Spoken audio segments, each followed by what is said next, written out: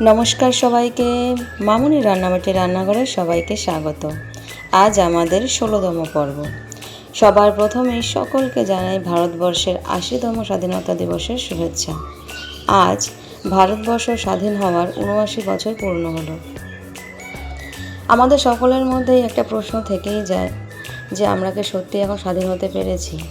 আমি বলবো এই বিষয়টা নিয়ে অনেক যুক্তি তর্ক থাকতেই পারে, কিন্তু আমরা যেই মুহূর্তটা পড়েছি, আমরা ইতিহাস বইয়ে যা পড়েছি, যা জেনেছি, আমাদের দেশের স্বাধীনতা সংগ্রামীরা, যে বীর শহীদরা আমাদের ভারতবর্ষকে স্বাধীন করার জন্য লড়াই করেছিল, অর্থাৎ ব্রিটিশদের অকথ্য অত্যাচার থেকে মুক্তি পাওয়ার জন্য যে আমাদের লড়াইটা ছিল, সেটা থেকে তো আমরা স্বাধীন হতে পেরেছি।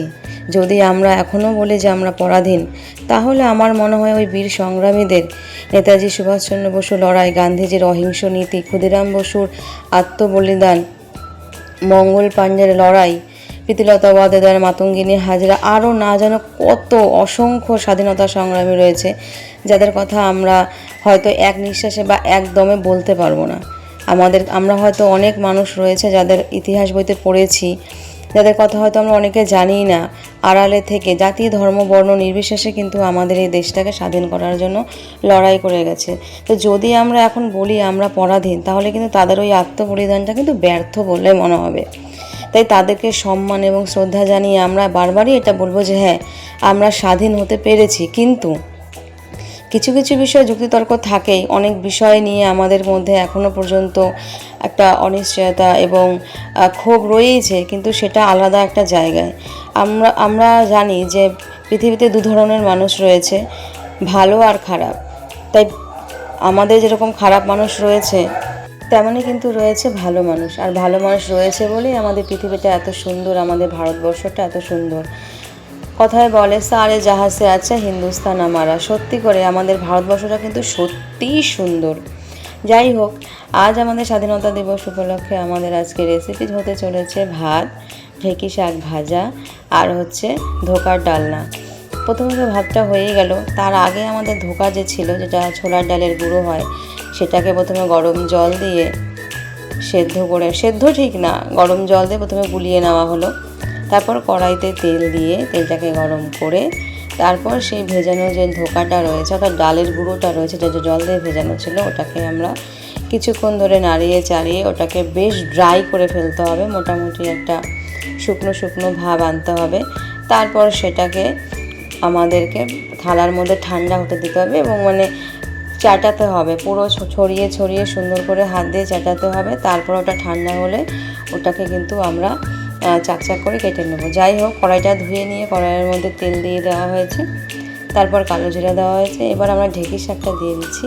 ঢেঁকি শাকটা দিয়ে দিলে সেটাকে হালকা ভাজা ভাজা হবে। ঢেঁকি শাকের মধ্যে কিন্তু অনেক কিছুই রয়েছে। ঢেঁকি শাক একটা সত্যি খুব পুষ্টিকর একটা খাবার। আমি একটা ভিডিওতে দেখেছিলাম, দক্ষিণবঙ্গের কিছু মানুষ ঢেঁকি শাক ব্যাপারটাকে চেনে না বা জানে না, কোনোদিন খায়নি, কিন্তু আমাদের উত্তরবঙ্গ এরিয়াতে কিন্তু, এই এলাকাতে কিন্তু ঢেঁকি শাকটা ভীষণ প্রচলন রয়েছে এবং জঙ্গলে পাওয়া যায়। উত্তরবঙ্গবাসীদেরকে ঢেঁকি শাকের কথা বলাটা বোকামি, একটু বেশি বেশি হয়ে যায় আর কি। তো ঢেঁকি শাকটা আমার একটা পছন্দের শাক। এটা অ্যাকচুয়ালি ফার্ন, আমরা যখন প্রাণী উদ্ভিদ পড়ি তার মধ্যে ছত্রাক আছে, ফার্ন আছে। ঢেঁকি শাক কিন্তু ফার্ন প্রজাতির মধ্যে পড়ে। এবার ওই যে আমরা ছোলার ডালটাকে, অর্থাৎ ধোকাটাকে যে ফ্রাই করে নেওয়া হয়েছিল, সেটাকে এখন চেটিয়ে নেওয়া হয়েছে। তারপর ঠান্ডা হওয়ার পরে সেটাকে এখন বরফির আকারে কেটে নিতে হবে। অ্যাকচুয়ালি যেহেতু পরিমাণটা ছোট, তো সেজন্য শেপটা ঠিক করে দিতে একটু অসুবিধা হয়। যাই হোক, এই যে আমাদের ঠিকঠাক মতন করে কেটে নেওয়া হলো, ঢেঁকি শাকটাও প্রায় সেদ্ধ হয়ে এসেছে। এবার এটাকে নামিয়ে নিয়ে আলাদা করে রেখে দিতে হবে। তারপর সেই ধোকাটা আমাদের এবার ফ্রাই করতে হবে। সত্যি বলতে কি, নিরামিষ খাবারের মধ্যে কিন্তু ধোকাটা কিন্তু ভীষণ টেস্টি হয়। বিভিন্ন হোটেলে গেলে পরে ধোকাটা ওরা যেভাবে রান্না করে, তো ওটার মধ্যে একটা আলাদাই ফ্লেভার পাওয়া যায়। আর মোটামুটি একটা যদি নিরামিষ খাবার কন্টিনিউ চলে, তার মধ্যে ভ্যারাইটি স্বাদের মধ্যে কিন্তু ধোকাটা বেশ একটা সুস্বাদু খাবার। আজকে স্বাধীনতা দিবসে কে কী করছো, কী রকমভাবে নিজেদের ভূমিকা পালন করছো, অবশ্যই তোমরা কমেন্টে জানিও।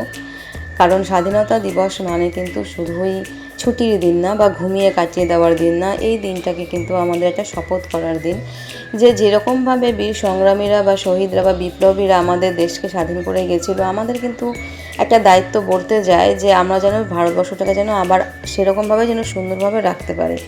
কিন্তু সত্যি কথা বলতে আমরা হয়তো সুন্দর করে রাখতে পারছি না।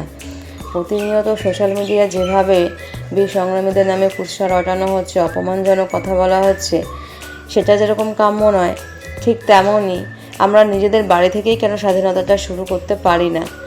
আর একটা কথা আমি দেখেছি যে যখনই কাউকে অতিরিক্ত স্বাধীনতা দিয়ে দেওয়া হয়, সবাই কিন্তু সেই স্বাধীনতার কিন্তু অপব্যবহার করে। যদি বাক স্বাধীনতা দেওয়া হয় তাহলে সেই ভাষাটাকেই, বাক স্বাধীনতাটাকেই অশ্লীলভাবে ব্যবহার করতে শুরু করে। যদি পোশাক পরিচ্ছদের পরিবার থেকে স্বাধীনতা দেওয়া হয় তাহলে সেটাকে অবমাননা করা হয়।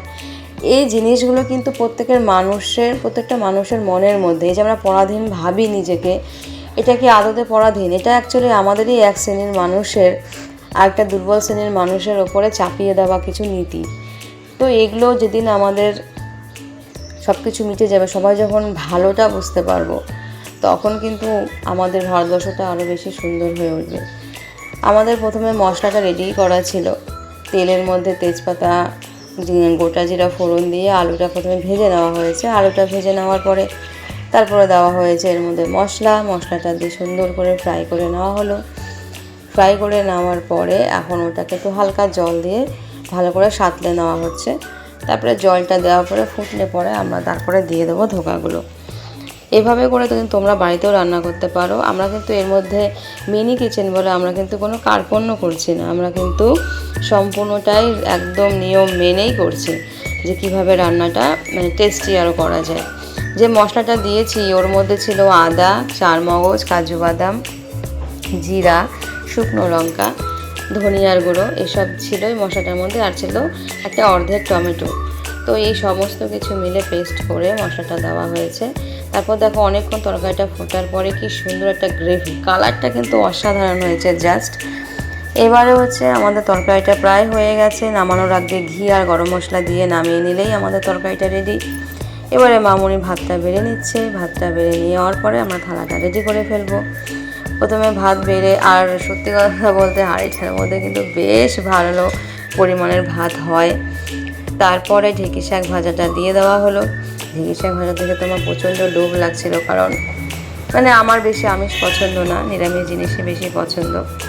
এবার ধোকাটা দিয়ে দেওয়া হচ্ছে থালার পাশে, আর অলমোস্ট আমাদের খাবারটা রেডি। তো দেখে নাও, আজকের খাবার রেডি। এবং আজকের ভিডিওটা এই পর্যন্তই রইল। আবার দেখা হচ্ছে পরের ভিডিওতে। ততক্ষণের জন্য টাটা। আর কিন্তু কমেন্ট, লাইক করতে কিন্তু ভুলো না আমাদের এই ভিডিওটার মধ্যে। ধন্যবাদ।